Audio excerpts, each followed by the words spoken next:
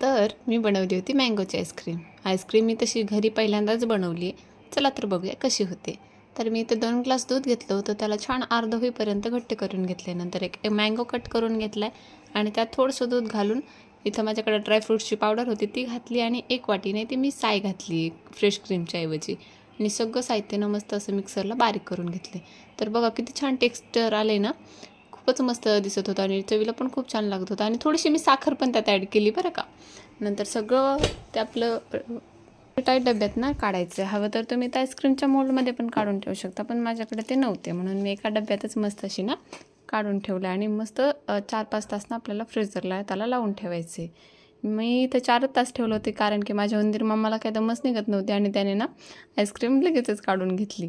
तर खूप छान झाली होती टेस्टला. तुम्ही पण अशी आईस्क्रीम एक वेळ नक्की बनवून बघा.